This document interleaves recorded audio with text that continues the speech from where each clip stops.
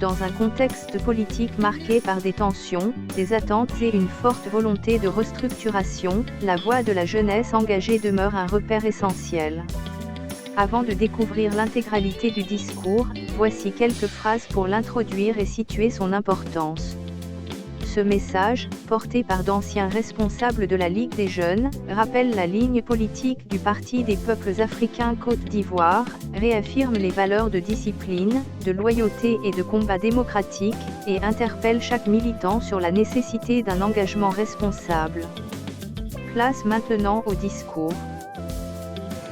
Je suis le camarade André James, anciennement responsable en charge de l'administration au sein du Bureau exécutif national de la Ligue des jeunes, PPAC. Face à la discipline constante au sein du parti et au sein des structures spécialisées, les anciens membres du Bureau exécutif national, les ennemis et les fédéraux de la Ligue des jeunes produisent ce communiqué. Nous, anciens membres du Bureau exécutif national et fédéraux de la Ligue des jeunes du Parti des peuples africains Côte d'Ivoire, exprimons notre profonde gratitude à son Excellence, le président Laurent Gbagbo, président du parti, pour sa clairvoyance constante et son leadership historique.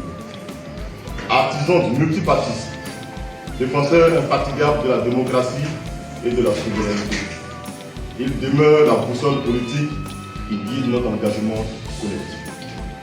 C'est dans cet esprit de loyauté et de discipline que nous accueillons avec sens des responsabilités la décision récente prise par la direction du parti.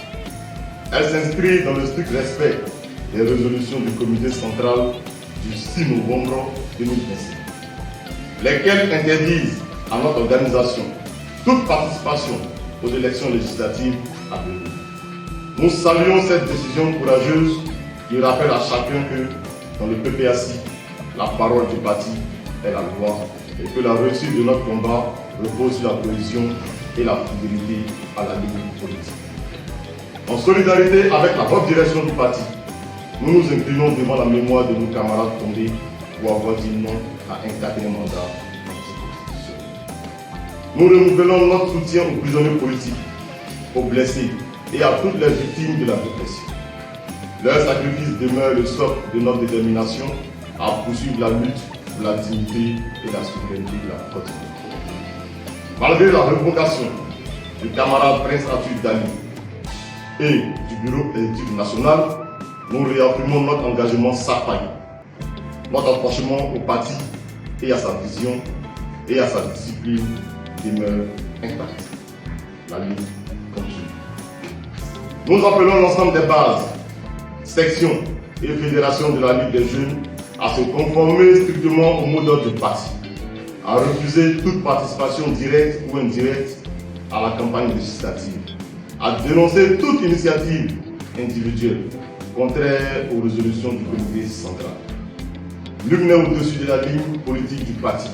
La discipline est la colonne vertébrale de toute organisation révolutionnaire. Dans les prochains jours, nous solliciterons une audience auprès de la direction du parti, le secrétaire général, le président exécutif, le président du conseil stratégique et politique, et si possible, son excellence le président Laurent Gbagbo.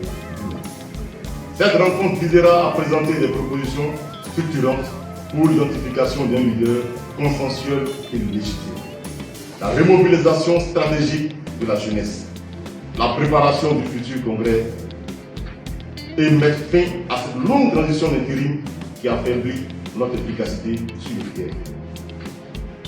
Nous demeurons convaincus que la jeunesse du PPACI a un rôle déterminant à jouer dans les batailles politiques à venir. Nous resterons mobilisés, disciplinés et unis jusqu'à la victoire finale. Fait à Abidjan, le 20 novembre 2025, par les anciens membres du Bureau exécutif national, des amis et des fédéraux de la Ligue des jeunes du PPAC. Je vous remercie.